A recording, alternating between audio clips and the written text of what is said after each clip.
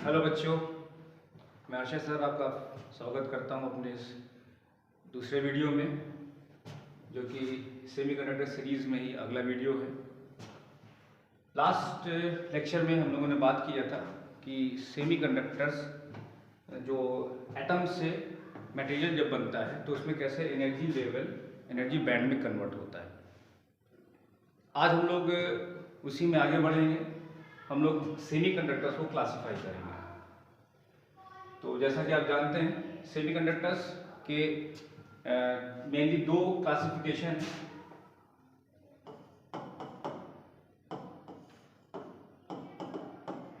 एक pure semiconductor, दूसरा impure semiconductor. Pure को हम लोग इंट्रिंसिक सेमीकंडक्टर भी कहते हैं और इम्प्योर को एक्सट्रिंसिक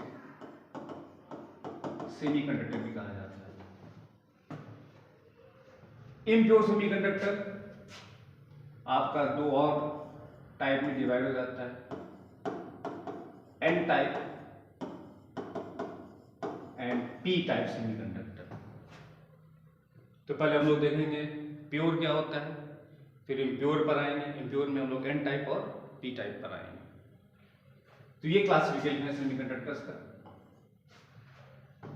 तो देखो बच्चों, आप लोगों ने जो पढ़ा था, आप लोगों ने अभी तक के एनर्जी बैंड के बारे में पढ़ा था और एक्चुअल ग्राउंड लेवल पर क्या हो रहा है इसके बारे में हम लोगों ने डिस्कशन नहीं किया था, जो हमको आप करना है। जैसे हमारे पास सेमीकंडक्टर का एक बहुत ही सीरीज का एक बहुत एसेंशियल एलिमेंट है एसआई, सिलिकॉन। एसआई और जर्मेनियम, इन दो को ही हम अपने एग्जाम्पल में मोस्टली यूज़ करते हैं। बाकी आपको मैंने बताया था लास्ट क्लास में कि कार्बन की साइज़ बहुत छोटी होती है और इसलिए उसमें इलेक्ट्रॉन्स को लूज कराना या तोड़ना, बॉन्ड तोड़ना बहुत आसान नहीं होता है। सारा कमाल यहाँ पर, सारा बातें यहाँ पर जो भी हैं वो बॉन्ड को ब्रेक करने से ही कंडक्टिविटी आएगी। इसीलिए हम कार्बन को छोड़ देते हैं, सिलिकॉन जर्मेनियम को यूज़ करते हैं। बाकी और मेटल को यूज़ नहीं करते हैं क्योंकि वो मेटल की कैटेगरी में आ जाते हैं। उनका एनर्जी बैंड गैप बहुत कम होता है। इसलिए एग्जाम्पल में हम लोग एसआई और जर्मेनियम ही रखते हैं। तो आसानी के लिए हम लोग उसको +4 बोल दे रहे हैं।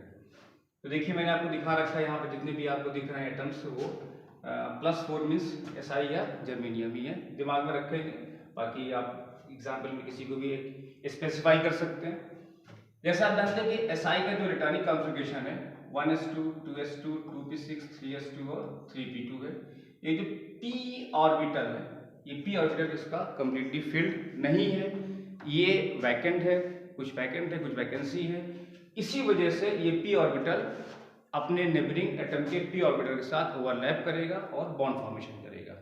आप जानते हैं जब p ऑर्बिटल का शेप कुछ इस तरह से होता है, जब एक p, एक एसआई या एक +4 एटम, आसानी से मैं कह दूं आसानी के लिए, तो एक +4 एटम का p ऑर्बिटल दूसरे +4 के p ऑर्बिटल से जब ओवरलैप करेगा तो बॉन्ड जैसे ही बनता है, केमिस्ट्री पढ़े होंगे, सिग्मा बॉन्ड बनता है।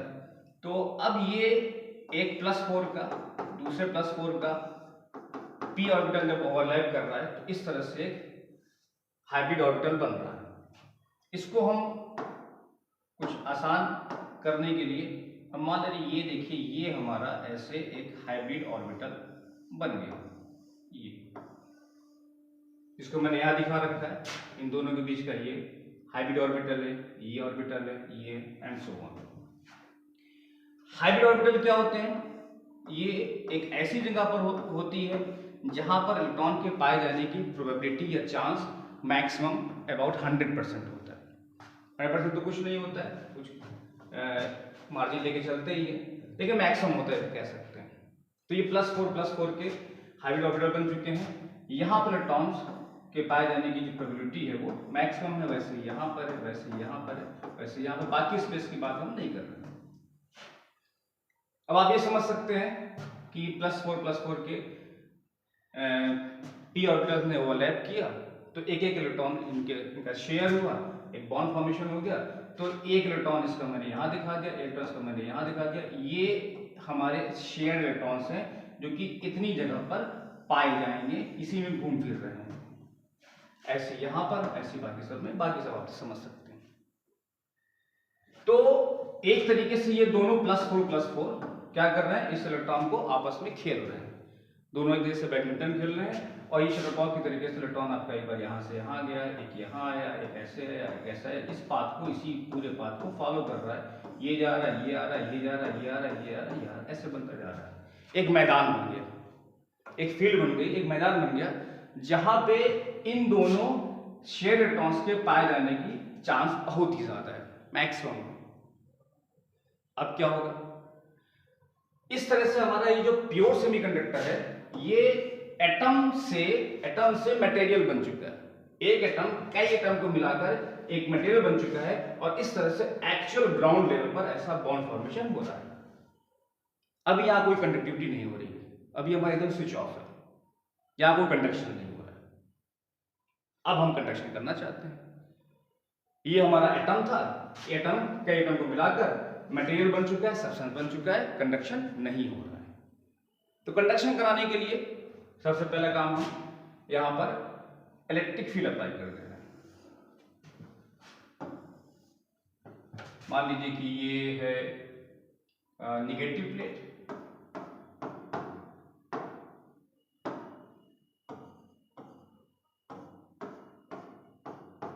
और ये हो गई हमारी पॉजिटिव प्लेट। अब दूसरा काम क्या करना है, कुछ इसको एनर्जी देनी है। प्योर सेमीकंडक्टर में हमको ये जो एनर्जी है कुछ देनी पड़ सकती है, कुछ देनी पड़ती है। रूम टेम्परेचर पर भी कुछ एनर्जी मिल जाती है, उससे भी काम शुरू हो जाता है। थोड़ा सा कुछ कोशिश करनी पड़ती है, हीट अप करना पड़ता है। लेकिन इम्प्योर में ये काम रूम टेम्परेचर पर आसानी से हो जाता है, हमको कुछ ज़्यादा एनर्जी देनी नहीं पड़ती, कुछ नहीं देना पड़ता, अपने आप कंडक्शन शुरू हो जाता है। वो कैसे शुरू होता है वो इम्प्योर में देखेंगे। प्योर में हमने क्या किया, पहले इलेक्ट्रिक फील्ड अप्लाई किया, एक साइड पॉजिटिव प्लेट, एक साइड नेगेटिव प्लेट। अब हमने क्या किया, थोड़ा सा हमने इसको हीट अप किया, एनर्जी दिया। तो जब एनर्जी मिलेगी तो क्या होगा, जब एनर्जी मिलेगी तो बॉन्ड टूटेगा। तो मान लीजिए कि हमारा ये जो एक बॉन्ड है जो मैंने शो कर रखा है, एक बॉन्ड टूट गया, और जब बॉन्ड टूटा तो क्या हुआ, ये इलेक्ट्रॉन यहां से निकलकर इस फ्री स्पेस में आ गया। जब इलेक्ट्रॉन निकल के यहां से इस फ्री स्पेस में आएगा तो यहां पर क्या बचेगा भैया, जहां पर इलेक्ट्रॉन था, ये तो एक मैदान बन चुका था, एक फील्ड बन चुका था, जिस फील्ड में इलेक्ट्रॉन टहल रहे थे इन दोनों के। आपने मैदान बना दिया है, मिट्टी एकदम सॉफ्ट हो चुकी है, और इस मैदान में, इस मिट्टी में आपने दो बॉल रख दी है। ऐसे मान लीजिए दो बॉल रख दी है आपने, सॉलिड की दो बॉल रख दी है, और बॉल को रखेंगे, वहां पे गड्ढा बन गया। ये पिक्चर एक सेकंड के लिए फ्रीज कर दीजिए। जिस समय हमने इसको एनर्जी दी, इलेक्ट्रॉन निकलने वाला है, उस समय इसको फ्रीज कर दीजिए। अब यहां पर क्या था, ये सॉलिड बॉल रखी थी उस फील्ड में, उस मैदान में जहां मिट्टी एकदम सॉफ्ट हो चुकी थी, और वहां पर ये सॉलिड आपका इलेक्ट्रॉन में सॉलिड बॉल यहां पर रखी हुई थी। अब इलेक्ट्रॉन वहां से निकल गया, जब वहां से निकल गया तो वहां पे क्या होगा, अब वहां पर होल बन जाएगा, एक वैकेंसी आ जाएगी, एक गड्ढा बन जाएगा, क्योंकि ये इलेक्ट्रॉन निकला तो होल यहीं बनेगा। तो जब ये होल बन जाएगा, यहां वैकेंसी आ जाएगी, तो क्या होगा भाई, वैकेंसी आने से क्या हुआ, यहां पर पहले इलेक्ट्रॉन था जो कि निगेटिवली चार्ज था, अब यहां पर होल आ गया। अब यहां पर एब्सेंस ऑफ इलेक्ट्रॉन है, एब्सेंस ऑफ नेगेटिव को हम मान सकते हैं प्रेजेंस ऑफ पॉजिटिव। या ऐसे समझ लीजिए, ऐसे समझ लीजिए कि भैया ये इलेक्ट्रॉन मान लीजिए इसका रहा होगा, इस वाले एटम का। तो जब इसका रहा होगा, तो अगर इस एटम ने अपना इलेक्ट्रॉन लूज कर दिया तो इस पर तो एक पॉजिटिव चार्ज आ जाएगा ना, तो हम ऐसे ही मान सकते हैं, इस इलेक्ट्रॉन लूज किया, इसे प्लस चार्ज आया, एक प्लस चार्ज आया। या ऐसे मान लें कि इसके पास एक होल, एक वैकेंसी आ गई, इसलिए इसके ऊपर पॉजिटिव चार्ज आ गया। इट मींस ये जो होल है, ये होल आपका, ये आपका पॉजिटिव चार्ज कैरियर माना जाएगा। और ये इलेक्ट्रॉन तो हमेशा से आप जानते हैं नेगेटिव चार्ज कैरियर है। अगर ये कंबाइंड हो गया तो पॉजिटिव नेगेटिव मिलकर फिर से बन जाएगा न्यूट्रल, इसका भी चार्ज खत्म हो जाएगा, आप जानते हैं। तो हम कंबाइंड नहीं होने देंगे, कंबाइंड नहीं होने देंगे, इसीलिए हमने इलेक्ट्रिक फील्ड अप्लाई कर रखी है।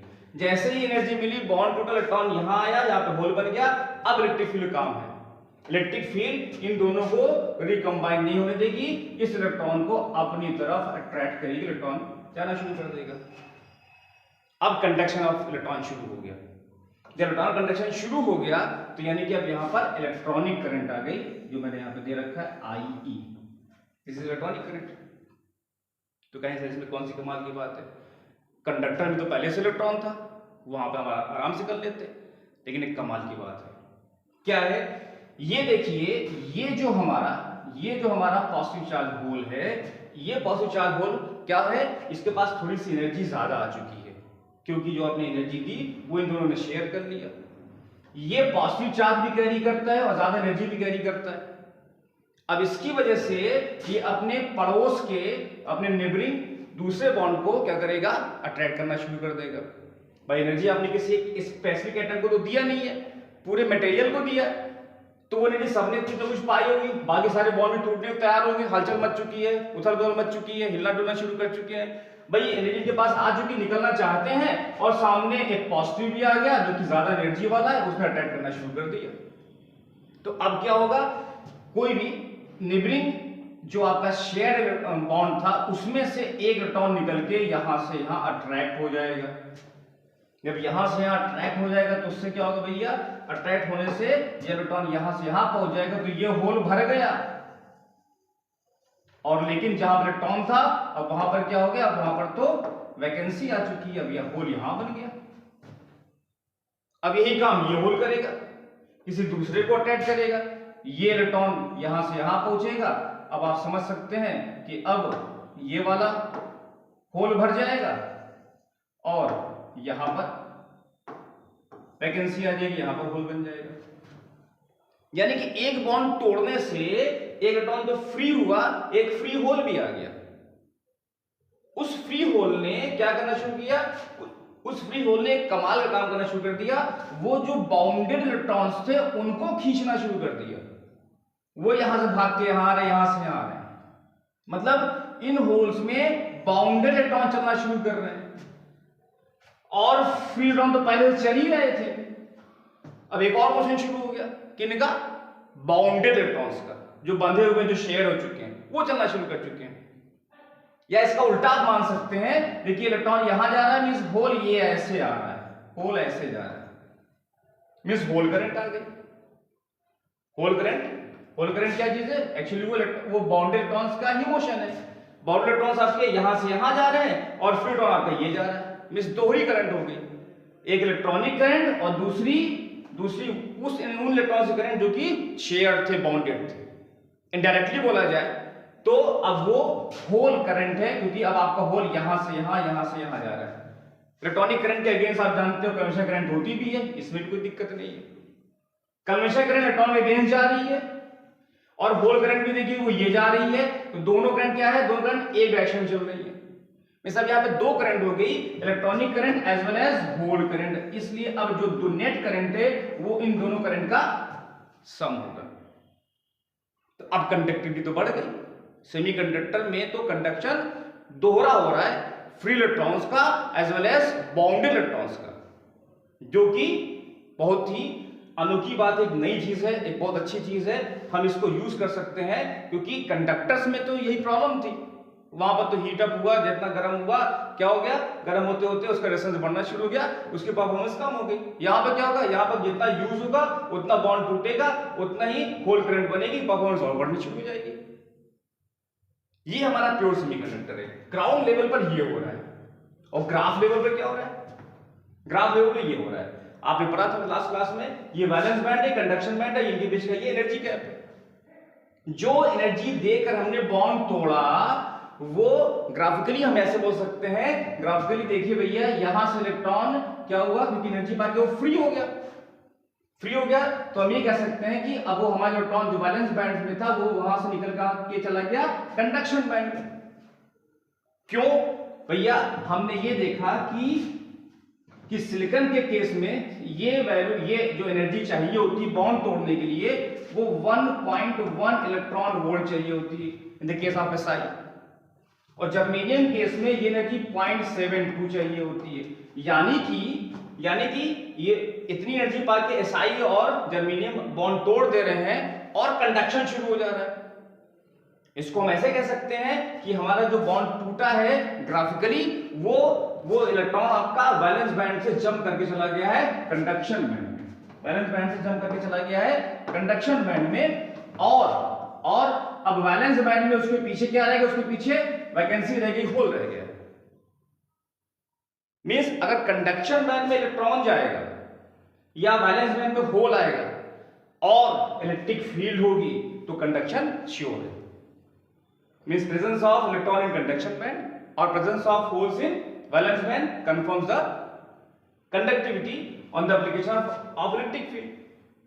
तो ग्राफिकली हम ये कह सकते हैं कि ये काम हमारा इतनी एनर्जी पर सिलिकॉन जर्मेनियम में हो रहा है और प्रैक्टिकली ग्राउंड लेवल पर ऐसे हो रहा है, बॉन्ड टूट रहा है और उसके बाद वहां पर कंडक्शन शुरू हो रहा है जिसका इलेक्ट्रॉन का और होल का, और जो नेट करंट है वो क्या है, IE प्लस IH है। ऐड हो रही दोनों करंट, इलेक्ट्रॉनिक करंट और बाउंड इलेक्ट्रॉन से करंट दोनों एक डायरेक्शन में है, या कन्वेंशनल करंट या होल करंट दोनों सेम डायरेक्शन में है। यहां पर दोनों नेट करंट जो होगी दोनों एक दूसरे सपोर्ट करेंगे, नेट करंट हमारी ऐड हो जाएगी। This is the pure semiconductor. ये आप एनर्जी लेवल याद रखिएगा, एनर्जी लेवल 1.1 SI के लिए, 0.72 in the case of germanium. This is for SI, this is for germanium. Okay, this is the pure semiconductor. ये हमारा प्योर सेमीकंडक्टर है। थोड़ा सा एनर्जी देना पड़ा, थोड़ा गर्म करना पड़ा, सम रेस से या कई और तरीके से एनर्जी देके हमने कंडक्शन शुरू कर दिया। यहाँ पे कंडक्शन बहुत हो रहा है, लेकिन इससे ज्यादा कंडक्शन हमारा तब हो सकता है जब इसको हम इम्प्योर करेंगे। नेक्स्ट पे आते हैं हम लोग। देखिए ये मैंने बना रखा है एन टाइप सेमीकंडक्टर। अब क्या करना है, एन टाइप सेमीकंडक्टर कुछ नहीं करना है, हमको क्या करना है, हमको वो जो पिक्चर जो थी उस पिक्चर में बस एक जो +4 का एटम था उसको हटाना है और +5 के एटम को लाके फिट कर देना है। +5 मतलब 15 ग्रुप का atom, NP, AS, SD, BI, बाकी आप जरूरत नहीं है। तो 15 ग्रुप में इसको हम +5 कर सकते क्योंकि इसके आउटरमोस्ट शेल में 5 इलेक्ट्रॉन है। तो हमें क्या करना है, हमको उस पूरे SI के स्ट्रक्चर में से एक SI का या एक +4 का एटम हटाना है और +5 का एटम फिट कर देना है। ये हम सोच रहे हैं, इमेजिनेशन है हमारी, प्रैक्टिकली ऐसा नहीं होता। प्रैक्टिकली हमको प्योर सेमीकंडक्टर की एक स्लाइड लेनी होती है, उस स्लाइड को हम रख देते हैं किसी P टाइप या इन सब मटेरियल के किसी हाई टेम्परेचर के एटमॉस्फेयर में। तब वहां पर क्या होता है, ये कोई मान ली फास्फोरस है या आर्सेनिक है, ये आपका उसमें इम्बेड कर जाता है और वो एक +4 के एटम को रिप्लेस कर देता है। +4 गया, +5 आया। प्रैक्टिकली ऐसे होता है। समझने के लिए हमने ऐसे बना दिया कि +4 वाला आइटम यहां से निकला और यहां +5 वाला आइटम आ गया। इसको हम बोलते हैं डोपिंग। This is doping. और ये जो हमारा इम्प्योर आइटम आ रहा है, ये हमारा क्या है, ये हमारा डोपेंट है। This is dopant. ये जो हमारा इम्प्योर आइटम यहां पर मिक्स हो रहा है, यहां पर फिट हो रहा है। फिटिंग ऐसे होनी है कि हमारा ये स्ट्रक्चर बिगड़ने ना पाए। मींस एक जो हमारा +4 गया है उसी की साइज का +5 वाला आना चाहिए। तो केमिस्ट्री में आप डायगोनल रिलेशन के हिसाब से आप पीरियड टेबल में आप समझ सकते हैं कौन सा जाए कौन सा आएगा। हम उसमें नहीं जा रहे हैं। +4 हटाए, +5 फिट कर दिया हमने। अब जब +4 गया होगा तब क्या आगे होगा, +4 जब गया होगा तो अपने साथ इलेक्ट्रॉन्स को लेकर गया होगा। ये देखिए यहाँ पर ऐसे ऐसे 4 इलेक्ट्रॉन तो उसके शेयर हो चुके थे, शेयरिंग हो चुकी थी। एक +4 की अपने नेबरिंग 4 एटम्स के साथ शेयरिंग हो चुकी थी। तो अब क्या हुआ, वो गया और +5 वाला आया। तो जब वो गया होगा तो यहां पर 4 वैकेंसी बन गई होंगी क्योंकि +4 वाला चला गया। और जब +5 वाला आया तो ये 4 वैकेंसी बनी थी, अभी 4 वैकेंसी भर गई।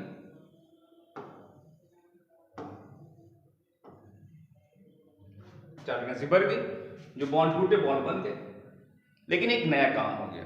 वो क्या हो गया, ये जो 5वां इलेक्ट्रॉन है, ये जो 5th इलेक्ट्रॉन है, ये इलेक्ट्रॉन इस ऑर्बिटल आउटरमोस्ट ऑर्बिटल में रखा हुआ है और ये किसी के साथ शेयर्ड नहीं है, ये शेयर्ड नहीं है। तो अब उसमें हुआ क्या, इसके होने से क्या हो जाएगा भैया, तो हम तो जानते ही थे कि वैलेंस बैंड और कंडक्शन बैंड ये दोनों बन चुके थे, हमारे एनर्जी बैंड बन चुके थे। लेकिन जो पांचवा इलेक्ट्रॉन है, जो 5/5 आपका वैलेंस इलेक्ट्रॉन है, इस वैलेंस इलेक्ट्रॉन की जो एनर्जी है वो फ्री इलेक्ट्रॉन एनर्जी के बराबर तो है ही नहीं, क्योंकि अभी तो फ्री हुआ ही नहीं कुछ, और फ्री इलेक्ट्रॉन होता भी कहाँ है, वो तो कंडक्शन बैंड में होता है। मतलब इसकी एनर्जी कंडक्शन बैंड वाले इलेक्ट्रॉन से कम है। और लेकिन वो जो होल्स जो कहां पाए जाते हैं, जो वैलेंस बैंड में पाए जाते हैं, उनसे ज्यादा है, क्योंकि शेयर होने के बाद, शेयरिंग होने के बाद आप जानते हैं जब भी बॉन्ड बनता है तो एनर्जी रिलीज होती है। तो इन सब ने अपनी एनर्जी रिलीज कर रखी, कम कर रखे, मतलब इन सब की एनर्जी इससे कम है, इसकी एनर्जी इनसे ज्यादा है, इसकी एनर्जी इनसे ज्यादा, फ्री से कम है। तो इस 5th इलेक्ट्रॉन के लिए एक नया एनर्जी लेवल आएगा, बैंड नहीं आएगा, क्योंकि इसने तो अभी किसी के साथ बॉन्ड फॉर्मेशन किया ही नहीं है। बॉन्ड फॉर्मेशन करने के बाद बैंड बनता है। तो इस 5वें इलेक्ट्रॉन के लिए एक नया एनर्जी लेवल क्रिएट हो जाएगा, जिसका नाम है डोनर एनर्जी लेवल। क्यों भैया डोनर एनर्जी लेवल? क्योंकि हम यहां पर फिर से काम करेंगे, हम यहां पर फिर से इलेक्ट्रिक फील्ड अप्लाई करेंगे, और आप जानते हैं यहां पर हमने अप्लाई कर दिया, ये निगेटिव प्लेट कर दिया, और यहां पर ये पॉजिटिव प्लेट हमने रख दिया। तो अब क्या होगा, फील्ड अप्लाई कर दिया और थोड़ी सी एनर्जी दिया। अब एनर्जी बहुत कम होगी, इतनी कम होगी कि ये रूम टेम्परेचर पे जो हमारी गर्मी उससे मिल जाएगी, सनरेज से भी तो बहुत उससे ज्यादा ही मिल जाती है, मतलब एकदम आराम से एनर्जी मिल जाएगी। और वो एनर्जी मिल जाएगी तो ये वाला जो इलेक्ट्रॉन है, जो यहाँ पर अकेला इस ऑर्बिटल में था, किसी का शेयर नहीं था, वो फ्री होके यहाँ आ जाएगा।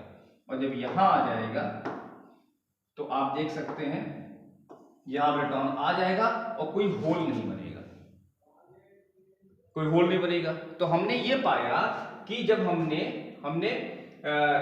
डोपिंग किया है, हमने +4 और +5 को, तो ये इलेक्ट्रॉन को निकालने के लिए एनर्जी बहुत कम चाहिए होती है। अगर ये सारे के सारे जो प्योर वाले हैं, ये सिलिकॉन वाले थे, तो इसके लिए एनर्जी हमको केवल 0.05 EV देनी पड़ी थी। अगर जर्मेनियम रहा होगा तो ये 0.01 EV देनी पड़ी होगी। यानी कि ये जो नया इलेक्ट्रॉन आया है, इसका जो एनर्जी लेवल है वो कंडक्शन बैंड से बहुत दूर नहीं है, बहुत पास है। ये डिफरेंस आपको याद होगा, ये 1.1 था SI के लिए प्योर कंडीशन में, अब ये बहुत कम एनर्जी हो गई है, क्योंकि 0.05 पर ही फ्री हो जा रहा है हमारा। इसका मतलब ये जो हमारा जो डोनर एनर्जी लेवल आया है, ये कंडक्शन बैंड के जस्ट नीचे है। थोड़ी सी एनर्जी पाकर इलेक्ट्रॉन यहां से क्या होगा, इलेक्ट्रॉन यहां से फ्री होगा और यहां चला जाएगा, और यहां पर कोई होल नहीं बनेगा। इलेक्ट्रॉन यहां से यहां निकल जाएगा और यहां पर कोई होल नहीं बनेगा, इलेक्ट्रॉन आपका यहां पहुंच जाएगा और यहां पर कोई होल नहीं बनेगा, कोई वैकेंसी नहीं आएगी। क्यों? क्योंकि ये तो किसी का साथ शेयर्ड ही नहीं था। मीन्स अब जो इलेक्ट्रॉन्स है कंडक्शन बैंड में कहां से आ रहे होंगे, डोनर एनर्जी लेवल से आ रहे होंगे, कम एनर्जी पर ही आ रहे होंगे। और सबसे बड़ी बात देखिए, इलेक्ट्रॉन आपका फ्री हो चुका है, इलेक्ट्रॉन यहां पर आ चुका है और कोई होल नहीं बना। अब अगर आपने थोड़ी सी और एनर्जी दे दी, जब थोड़ी सी और एनर्जी हो जाएगी तब क्या हो जाएगा, तब यहां पर बॉन्ड भी टूट जाएगा। आपने एक बॉन्ड तोड़ दिया, एक इलेक्ट्रॉन आपका यहां पर आ गया और अब यहां पर होल बन गया। तो आप देखिए, अब 2 फ्री इलेक्ट्रॉन्स हो गए और एक होल हो गया। ये तो कुछ रह नहीं गया, ये तो गायब हो गया आपका, ये तो कुछ था ही नहीं यहाँ पर, अब तो रह ही नहीं गया यहाँ पर, क्योंकि यहाँ तो कोई शेयर हुआ ही नहीं था। तो अब 2 फ्री इलेक्ट्रॉन्स हैं और एक होल है, मीन्स यहाँ पर नंबर ऑफ इलेक्ट्रॉन्स या number of negative charge carriers जो है वो पॉजिटिव चार्ज कैरियर से ज्यादा हो गए। मीन्स Ne जो है वो NH से बहुत ज्यादा हो गया। कुछ जो आपने दिया बॉन्ड तोड़ा है, कुछ इलेक्ट्रॉन यहां से यहां भी जा रहे होंगे, मिसकंडक्शन शुरू हो चुका है। इसमें जो मेजॉरिटी चार्ज कैरियर्स है वो इलेक्ट्रॉन्स हैं, इसलिए इसका नाम है N type semiconductor, because the majority charge carriers are negative, holes हैं बहुत कम। ये आपका N टाइप सेमीकंडक्टर है। ओके, आप समझ गए होंगे। नेक्स्ट स्लाइड पर आते हैं। P type semiconductor. अब हमने +14 के ग्रुप में +13 के एलिमेंट्स की डोपिंग करनी शुरू कर दी, बिल्कुल वैसे जैसे हम लोग ने किया था एन टाइप में। इसमें कौन आते हैं?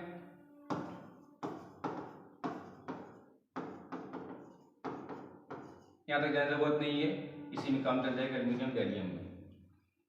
तो फिर आप समझ सकते हैं +4 गया, +3 आया, तो अपने साथ 3 बॉन्ड तोड़ गया, 3 इलेक्ट्रॉन लेके चल 4 बॉन्ड तोड़ दिए, 4 इलेक्ट्रॉन लेके चला गया।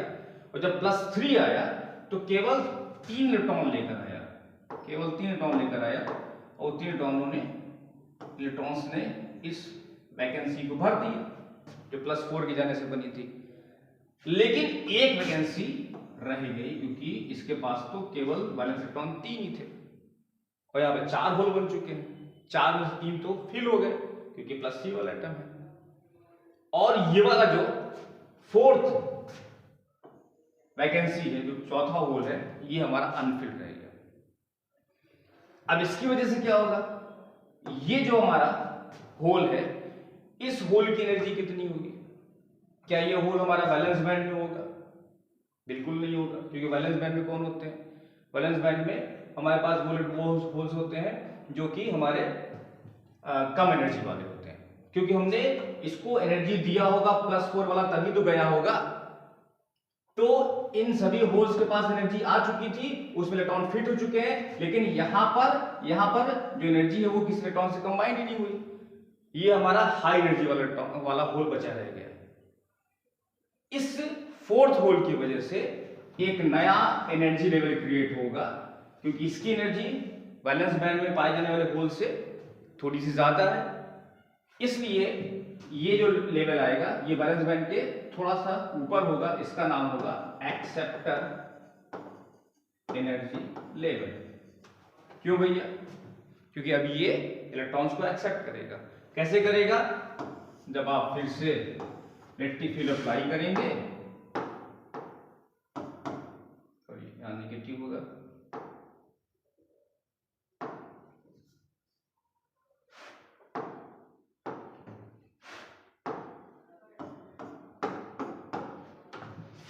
आप अप्लाई करेंगे और थोड़ी सी एनर्जी मिलेगी, एनर्जी हीट अप करेंगे, तो फिर अब ये वो एनर्जी, जाहिर सी बात है, फिर से जो एन टाइप में थी एनर्जी 0.05 सिलिकॉन के लिए, 0.01 जर्मेनियम के लिए, ये SI के लिए और ये जर्मेनियम के लिए। तो हम ये पाते हैं कि इतनी एनर्जी पर कंडक्शन शुरू हो चुका है। इसका मतलब है कि कंफर्म है कि इलेक्ट्रॉन अब यहां से निकल के यहां जाने लगा है, और यहां पर होल बन चुका होगा, और इस होल को यहां से कोई दूसरा इलेक्ट्रॉन फिल कर रहा होगा। तो अब यहां पर कंडक्शन शुरू हो चुका है होल्स का। होल्स मतलब पॉजिटिव चार्ज कैरियर्स, इसलिए हमारा ये पी टाइप सेमीकंडक्टर है। और यहाँ पर होल्स की जो अमाउंट है इलेक्ट्रॉन से काफी ज्यादा है। कुछ बॉन्ड तोड़ भी दीजिए, आपने बॉन्ड एक तोड़ दिया, मान लीजिए ये बॉन्ड तोड़ दिया, अब क्या होगा भैया? अब देखिए 2 होल हो गए, एक ऑलरेडी पहले से था, एक और होल हो गया, 2 होल और एक फ्री इलेक्ट्रॉन। तो यहाँ पर इलेक्ट्रॉन्स की अमाउंट कम है, होल्स की पॉजिटिव की अमाउंट ज्यादा है, इसलिए NH is very more than Ni। This is our p type semiconductor. और ये ग्राफिकली ऐसे हो रहा है, यहाँ पर ये ग्राफ है आपका, और ये प्रैक्टिकली आपका ऐसे हो रहा है। होपफुली आप समझ गए होंगे, और बाकी जो प्रॉब्लम है उसको आप डिस्कस कर सकते हैं, कमेंट कर सकते हैं। Thank you.